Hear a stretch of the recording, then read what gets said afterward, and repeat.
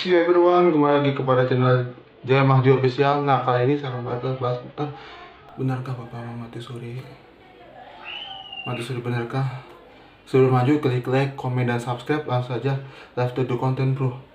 Konten pertama. Nah ini bokap gue ya. Kuburannya. Nah ini kuburannya baru. Nah ini. Nah itu juga. Nah nih yang ke berapa ini? Nah saya curiga nih bapak saya ini ada kesamaan sama drama ini, drama religi ini. Karena kenapa dimandiin tangannya gerak. Nah kalau ini jenazahnya didatangin perutnya gerak. Gini di sini saya curiga bapak saya itu belum waktu meninggal. Nah saya curiga itu tuh.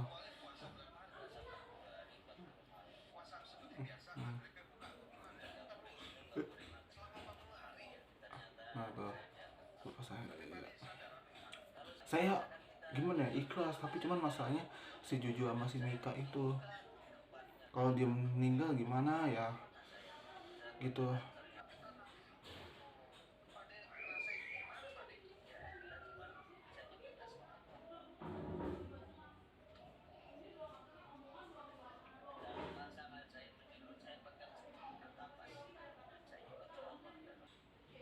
Oke, next. Luar itu, dan di samping saya sudah ada yang wajah bersih itu, dan saya yakin itu ya jadi wakil. Mohon ya Allah. Saya yakin di hati itu. Mohon Bapak hamba hidup kembali Allah Mati Suri Allah. Kayak gimana? Aku mohon ya Allah. Aku nggak bayangin wujudnya gimana ya, soalnya dia tuh sampai sekarang saya kebayang wajahnya, tapi bersihnya tuh cahaya nggak bisa. Kalau di tengah-tengah itu juga kayak siapa atau apa nggak bisa bilang, nggak bisa apa-apa gitu. Nah dari situ hanya kan bisa ngelihat, kalau udah begitu pasti ngelihat jasad sendiri kayak Miraga Sukma gitu, kayak ajian Miraga Sukma keluar bisa ngelihat jasad sendiri gitu. Akhirnya saya minta maaf itu semuanya ke orang tua saya, ke teman-teman saya, besok tinggal mayitnya gitu. Saya sempat bilang gitu, iya saya, tapi nggak bilang berjejer. Di sana orang yang digantung pada digantung kan kiri, cuma tolongin, bisanya cuma seperti itu. Mudah-mudahan aja ya Allah. Para ulama yang saya lihat tuh, para ulama, ada yang pendeta. Demi Allah tuh saya yang saya lihat tuh seperti itu. Ternyata apa, kita suka yang saling menjelekkan, saling menjelekkan yang ini saling. Makanya kalau betul kita seorang yang beragama jangan saling menjelekkan. Sebenarnya jangan seperti itu, udah lurus saling menghormati. Ternyata di sana pun begitu saya lihat. Gumilang, seorang aktor dan model Indonesia, pernah mengalami pengalaman yang tak terlupakan dalam hidupnya, yaitu mengalami sakaratul maut. Dalam kondisi kritis tersebut, Andika mengaku melihat dua sosok setengah gelas lagi, Cuka semua. campur garam lagi. Bayangin. Wah nekat. Cuka kan asam. Cuka itu nih ya, bokap gua sipil, orang teknik sipil. Cuka itu bisa ngancurin tembok loh. Bisa merusak. Hancur. Nggak dicampur air minum. Harus campur air. Kalau cuka semua mati langsung kayaknya sih. Oke. Jadi airnya dikit, tapi itunya jadi setengah gelas. Totalnya setengah gelas. Jadi Ana langsung minum, klek. Pertama nggak ada reaksi lagi. 1 menit setelah Ana minum, itu langsung tiba-tiba napas susah. Jadi kayak orang mau mati. Lagi sehat-sehat nih tadinya. Padahal sehat banget Aki. Oke. Jadi langsung, wah ini nggak beres nih. Ana langsung lari ke kamar mandi. Langsung Ana pakai Listerine dulu kan, tenggorokan gitu kan. Terus Ana langsung kumur-kumur, Ana buang. Makin berbusa. Jadi mulutnya berbusa terus, nggak pernah berhenti keluar yang namanya busa. Kayak overdosis? Kayak orang overdosis, ya. Hah? Terus Ana mengaca di wastafel kamar mandi itu, Ana ngaca kamar mandi itu, mata hitam Ana tuh membesar, makin membesar dia. Jadi udah hampir setengah mata putih kita udah nggak kelihatan. Oh melotot? Udah melotot gitu. Jadi Ana udah mikir, wah nih Allah mungkin cabut Ana hari ini. Waktu itu. Oh jadi abis minum itu masih sadar, masih bisa ngaca dulu. Masih bisa. Masih bisa ngecek mulut berbusa. Masih bisa. Jadi Ana sempat sikat gigi, minum Listerin ya. Kumur Listerin itu, kumur-kumur.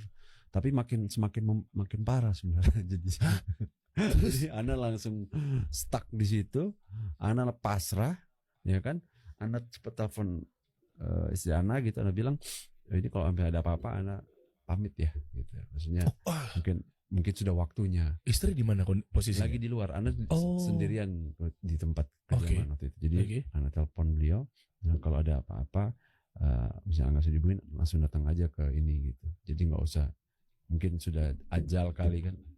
Mikirnya beliau, wah ini lagi gila, apa lagi galau, lagi halu, apa lagi apa nih? Gara-gara Pepe mungkin lagi di ruangan terus kan?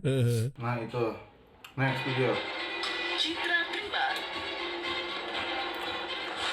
Yang jika benar Bapak hamba bisa dihidupkan kembali. Dikenal sebagai Berikan saja seorang sepatu para bertobat. Aku mohon Bapak hamba ya Allah. sosok Citra Prima Aku cukup mohon populer Allah. layaknya selebriti papan atas. Dan ia memang sudah pernah mencicipi panggung keartisan sebagai presenter dan pernah beradu akting di sejumlah film horor. Aku mohon ya. Memiliki mata batin yang mampu menembus batas dunia metafisika, Citra ternyata pernah mengalami peristiwa luar biasa pada masa silam.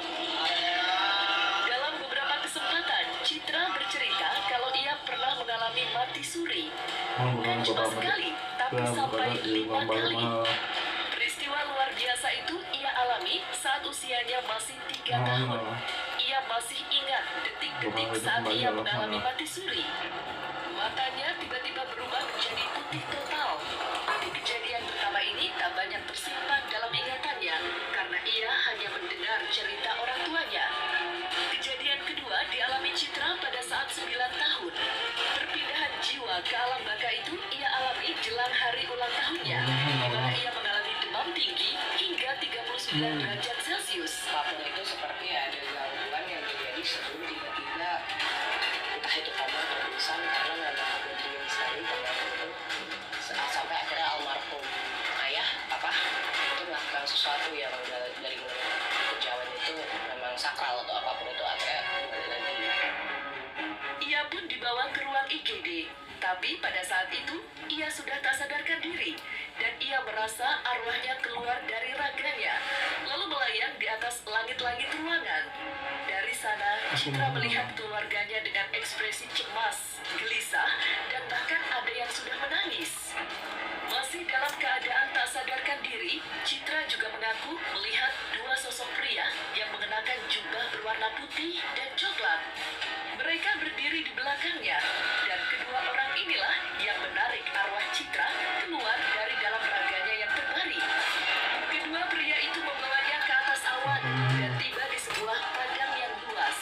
Di sana ia diperlihatkan sebuah lokasi seperti jurang dengan tali panjang bercahaya.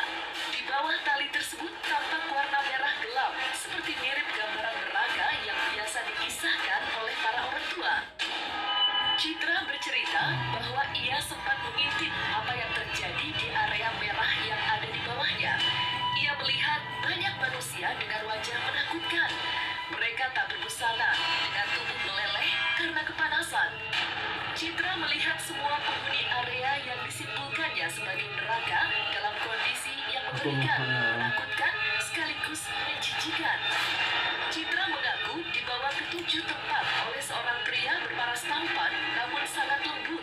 Setelah semuanya dilihat, Citra pun kembali.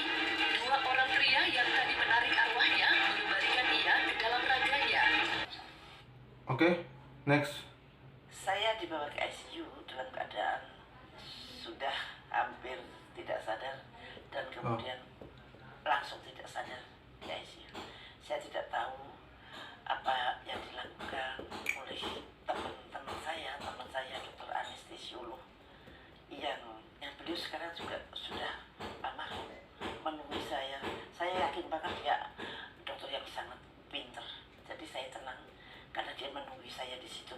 Kemudian rasanya dunia ini gelap, kupikir lampunya mati, tapi ternyata saya pingsan dan disitulah saya merasa kematian itu datang. Saya merasakan ada barang yang sangat dingin dan ujung kaki dari jempol kaki dan kemudian merambat ke atas. Itu rasanya dingin seperti barang dibuang yang dinginnya seperti es.